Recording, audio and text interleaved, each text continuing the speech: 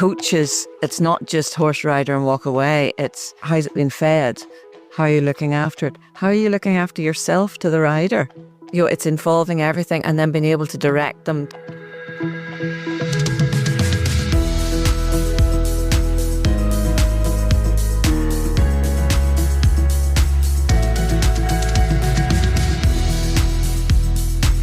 Welcome back to the Horseboard Ireland podcast with me, your host, Melanie Young.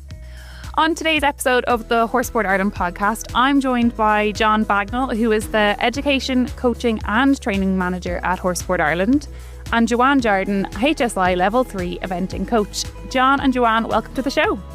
Good morning. Good morning, thank you. I suppose I want to start with you, John, from Horseboard Ireland's perspective. We are a nation known for producing top riders, top horses, and everything, producing these results on big scales, grand scales. But I suppose with that comes we're also providing these riders and these horses with the experiences to get to those top levels. And I think a huge factor in that is the coaching element and producing coaches for these big successes. The HSI coaching pathways, what's their sort of long-term plans and what's the vision of those and how has that developed since its inception? Thanks, Melanie. So, look, I've inherited an incredible system that my job really is to get the system up and running. But the tree over Ireland things was create a long-lasting legacy of high-quality coaching. So we produce top-quality athletes through focus on supporting coaches to meet the demand of the industry. So make sure we have enough coaches out there to support all the athletes coming through. And then finally is making sure that we maintain that high standard so consistently. And as I said, I've inherited an incredible system and we've been very, very lucky and ambitious in creating top quality athletes across the world that are achieving at a high level. So my role really is just make sure things keep moving in the right direction. Yeah, absolutely. And there's process involved in that. And I think, yes, we see the big names on the world stages and these medals coming home, which is wonderful, but it starts sort of on a grassroots level of these coaches. For listeners that are a little bit unfamiliar with how the system works or the pathway works, will you give us a little bit of background to the structure of the coaching pathway? So currently we've got 4 levels sort of operating in the sense we've got an introduction to coaching, which is our taster for coaching process and understanding how the coaching process works. On that course, that's open sort of to anybody over 16s.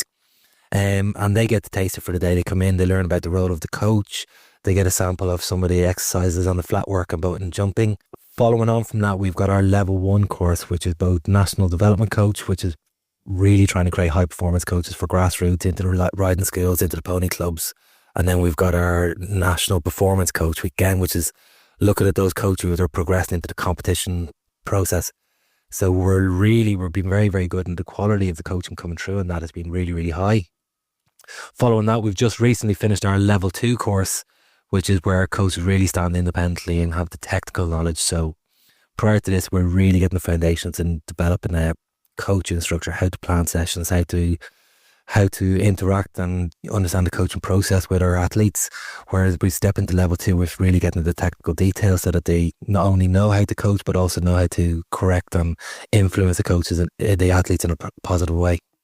Our level 3 is a big challenge for me now is to get that back up and running. I'm in with Sport Ireland next early 2026 to get the process of that up and running, and then I probably can answer more about that.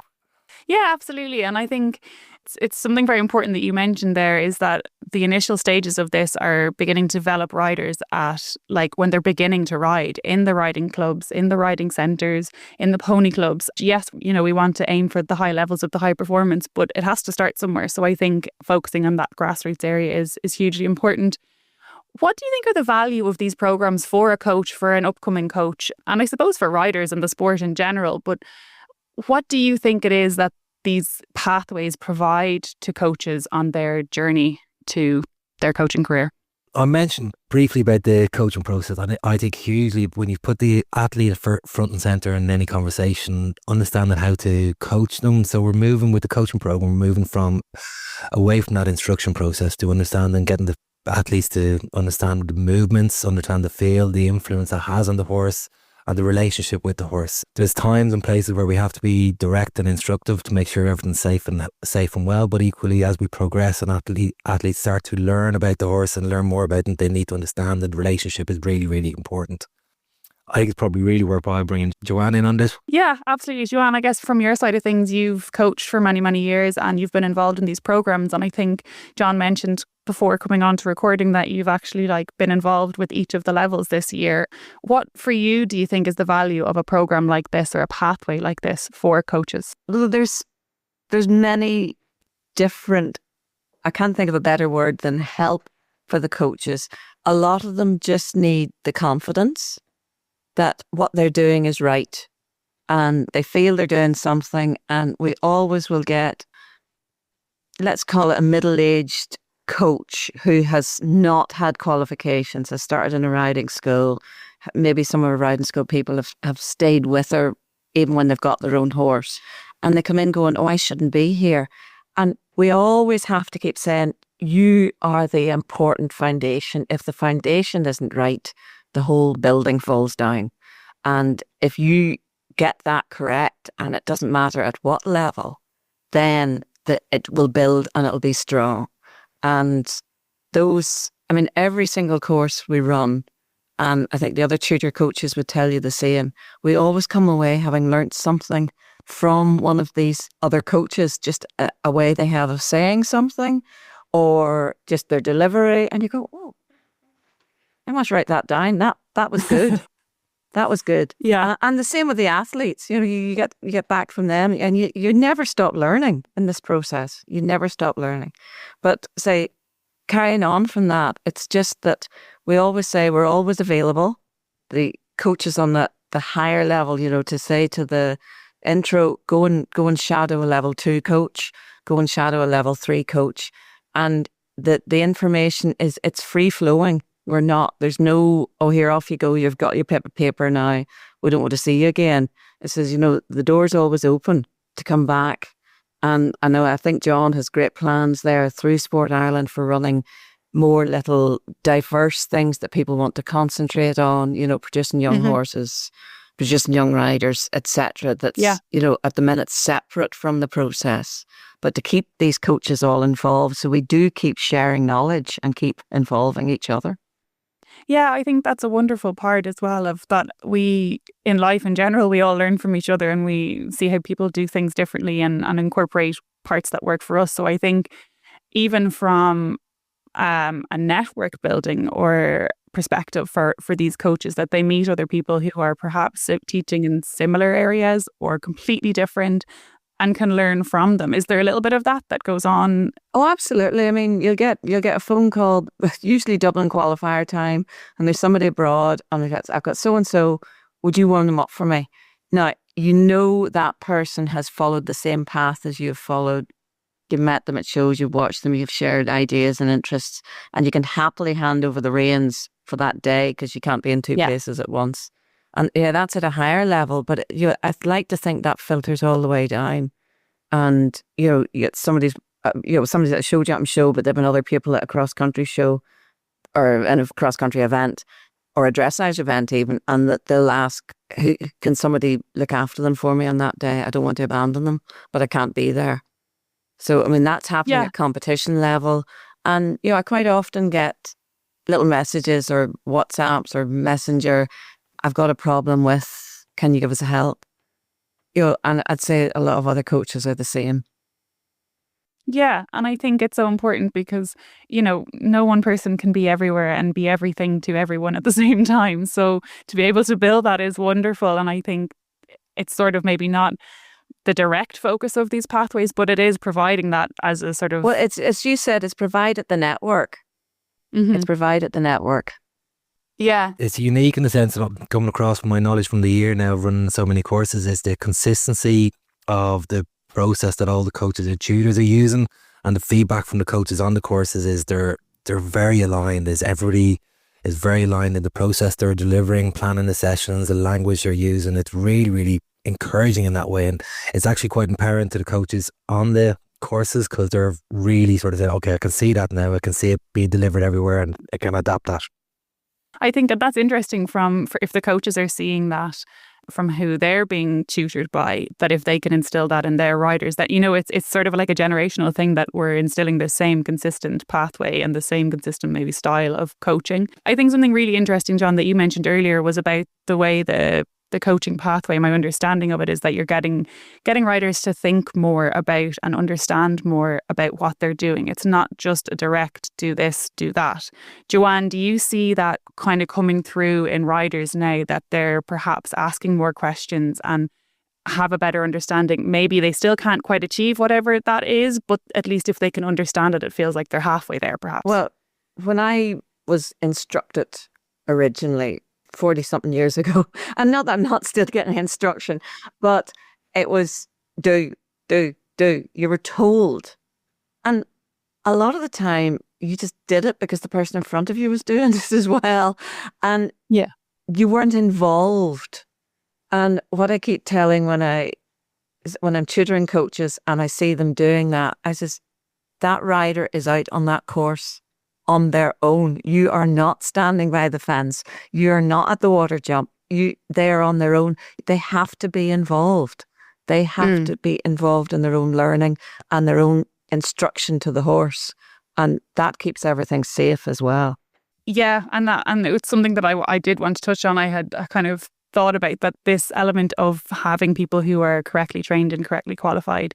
Like, our sport is such a high risk sport, and you're dealing with animals and, you know, all the different things that can go and be involved in that element of it, that safety is a huge part to this. Well, yes, to say you're always dealing with two minds. I mean, the latest of that is, and the IOC are considering it, that's the International Olympic Committee, in that 2 medals get given out, the horse and the rider, which is, you know, and it's a nice thought. I doubt if it will happen, but it's a nice thought that they are considering that the horse is as equal an athlete as the rider. So then, you know, you take that, if the wrong instruction is given, if the horse it's not clear to the horse, and especially in the jumping phases, then you can be in problems. And to try and point that out, that they're not robots. And that, again, comes back to our good intro coaching now. And once they're delivering it at grassroots level, at starter level, that they are, you know, coaches it's not just horse rider and walk away. It's how's it been fed? How are you looking after it? How are you looking after yourself to the rider? You know, it's involving everything, and then being able to direct them to, not that the coach knows everything, but they know who will know the answer to the more difficult questions, and to send the rider that way. And I mean, the results show, since this started in, I'm getting maths right now, 1999. So look at the underage medals and the senior medals that we have produced since then. And what's lovely is so many of those senior medals are coming, originally had underage medals as well. So yeah, I'd like to think we keep this process going. Give us another 8 years and we could be equaling Britain and Germany and the gold ones. It'd be so nice. I think, just Melanie, you were talking about the involvement of the getting through the coaching process. I think at grassroots level, it's so fundamental for the motivation of the athletes to make sure they keep coming back. If they're going into arena and just being told what to do all the time, the motivation drops, and we really need to grow the grassroots. It's so crucial in that space. It's the future of the sport at whatever level it is, and probably a huge chunk of the industry is at grassroots level, and it's keeping that interest. And, you know, even you see it in sort of the amateur side of things as well. Like, it's their hobby, it's their pastime. It's a blooming expensive hobby and an expensive pastime. So you have to, I guess, make them feel that, like, when they're coming, they're learning, they're involved, and they will achieve through this process as well.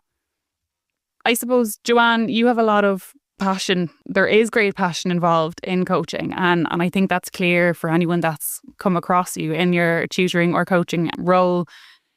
You must have learned a lot over the years through that role and developed a lot through that role. Have you some sort of rewarding moments that you felt either personally or through competitors, or what are sort of some of the highlights of your coaching career, perhaps? There's been medals there, but I guess equal joy of the young rider that's pulling the pony off at the first or second fence 3 times and then get sent the videos, can you help? I said, well, we will try.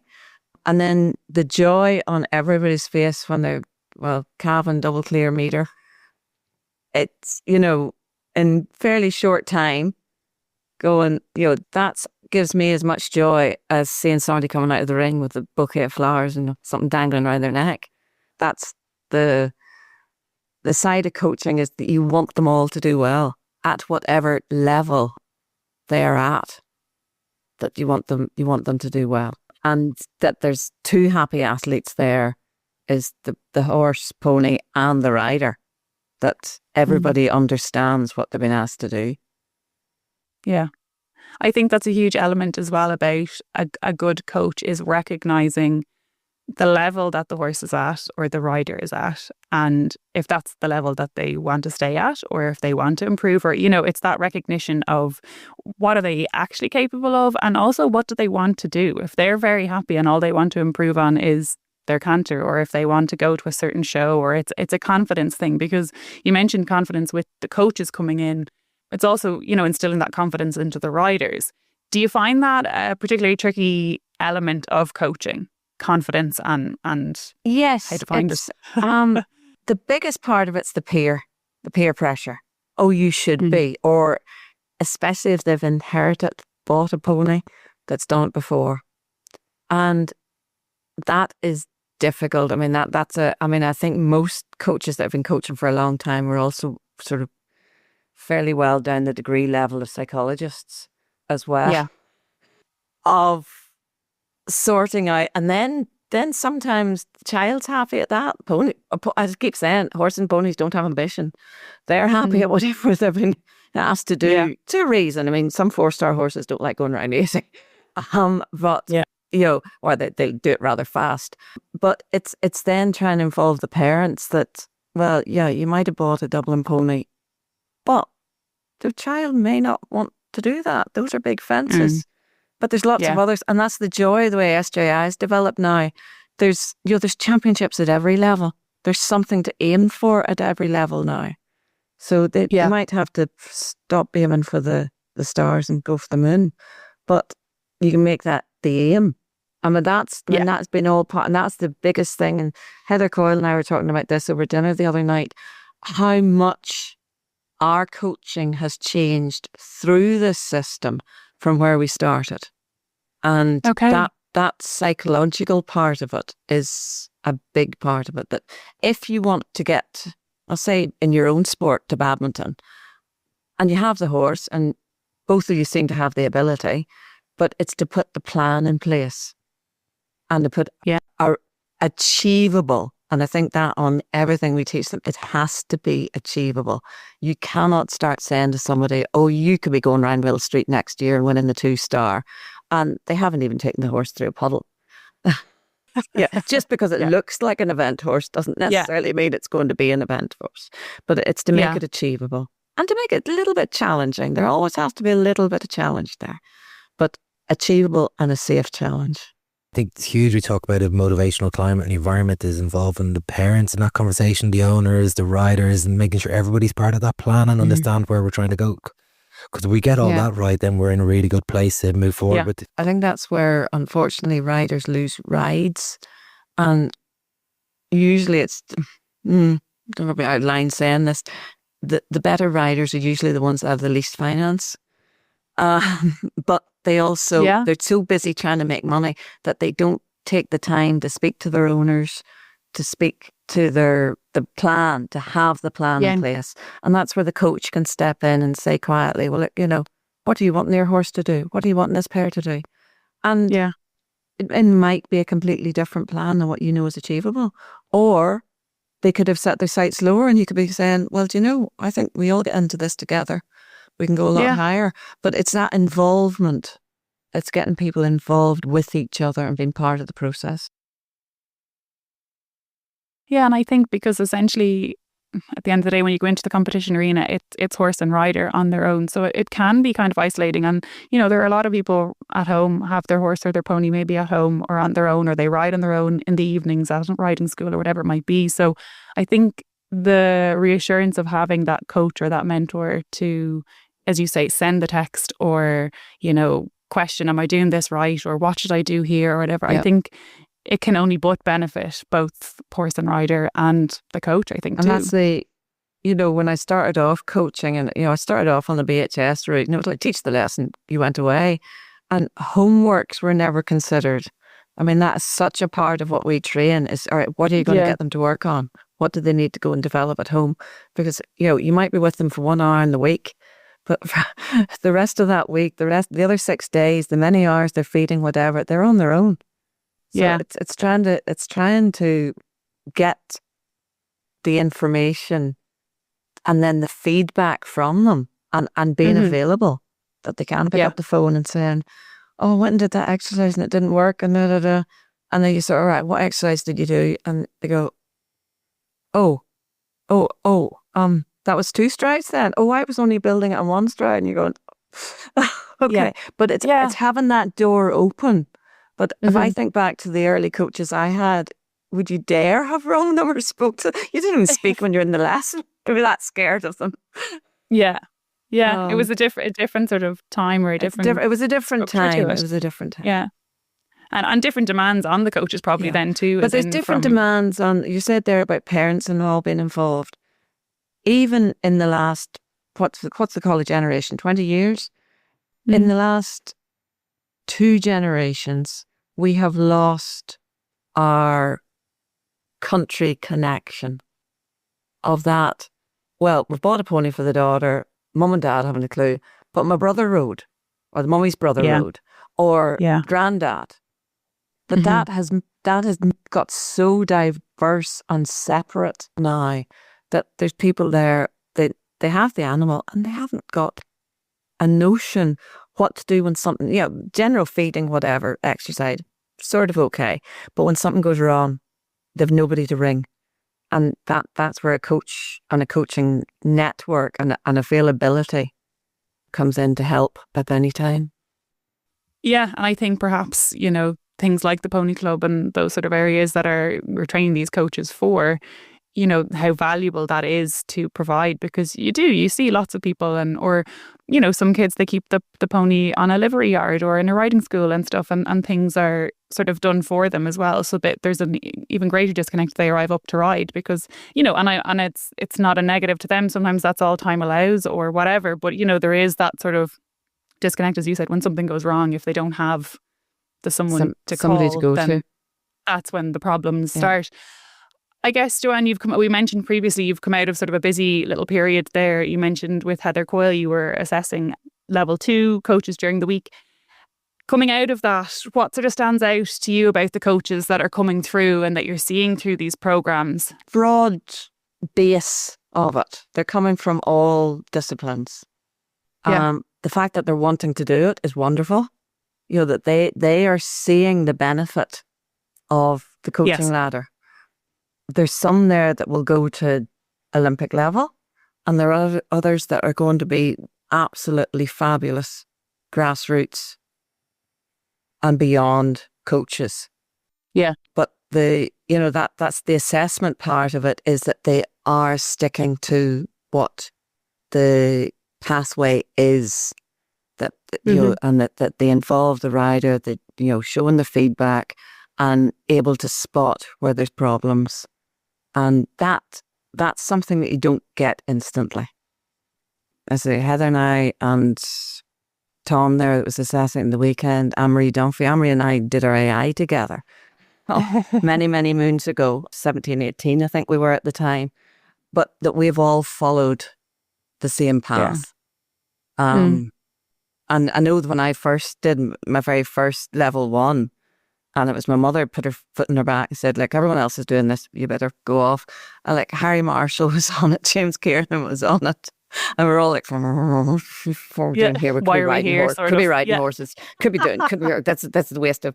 And then within hour or so, between John Ledingham and Gisela Holstein, we were hooked on this new system. I don't think anybody that was ever on that initial course would tell you otherwise than that's been our bedrock from now on. And I say Absolutely. between the Army Equitation School and Gisela, and I think John Hall was involved. And I mean, its foundation is so secure. And then it was rewritten there, just to brought up to date a little bit more with Corinne Bracken, who's only just recently got her fellowship in the British Horse Society. But it's just saw her post there this morning with her medals at the Asian Games. And she's come home with, I think it's 5 medals I've come home with. So she knows what she's doing as well. I was just going to say, it's obviously working. Yeah. John, I went for you in there because Joanne mentioned about like her experience of when she first started and how hooked she was when, you know, that initial stages went through. Are you getting positive feedback from the coaches that are going through these programs, and how are they finding it? Yeah, right across the board are very positive. To be honest, it's an easy sell. Most people who sign up to do coaching courses are already quite passionate about the industry and quite passionate about improving standards and want to give back as well as make a living. They're very, very keen in that space, and the feedback overall has been hugely, hugly positive. And every one of them's coming up to me with little suggestions about how to make things better or what else they'd like to help out with. And I'm in the role a year, and I've gone from when I started trying to beg people to help out to a queue of people to help out and get involved. So it's really, really passionate and positive about it. I think when we're talking, so one of the challenges I met when I first got on is getting people onto level 1, is that Joanne just alluded to, is they're very experienced and they're kind of going, I don't need to do level 1, I'm too good for that. So one of the implementation with the support of Mocker SkillNet, we started our high performance young riders at level 1. So we're just with a target of getting our elite athletes at a younger age onto the coaching pathway, so they have a foundation there. And we all know that the industry, you can't stay top level athlete forever. You need to bring in a coaching as a part of another income revenue. So we've got 16 on the course of young high performance athletes onto that course there recently, only started there last week. So they're also jumping straight in and going, actually, this is brilliant, I'm really getting some value out of this. So that's another string to the bow and the value of the program. Yeah, that's amazing, because as you say, it's become, as you said, if nothing else, but for an income for these riders, like they need to diversify from just riding, and you can't ride forever probably. So it's hugely important to sort of, and also I think to learn the skills younger, I'm guessing, is much easier than trying to teach, what's that, you can't teach an old dog new tricks sort of thing. So I'm guessing getting them in younger is obviously going to be of benefit to them. Yeah, I think Joanne can probably vouch for this, but once you step into coaching, the skills and the rationale and the reasoning behind doing things really hit home. You go, actually, if I had known this when I was competing, I would have been a lot better off. Yeah, hindsight's wonderful. Yeah. I suppose looking at the bigger picture, you've mentioned that program that's just kicked off, but I suppose where do you see this coaching program going to? I'll come to both of you. Maybe John, if you want to kick off first, like over the next couple of years, are there sort of things that you've got in the pipeline that you're hoping to kick off, or sort of a vision, or is it just to maintain? I inherited a program there a year ago. My first priority was get the coaching program back up and running. So in the space of the year, we've now delivered 3 level 1s, we've 2 intro courses, and we've delivered 2 level 2s. Is to continue that. I would be remiss to say the ambition is not to get our level 3 back up and running. Yeah. I need to figure that out as I go along, but that is very, very much, there's a long waiting list and there's plenty of grumpy people giving out to me that why we're not doing it. But I'm very, very keen to get it up and running as and when I can. Yeah.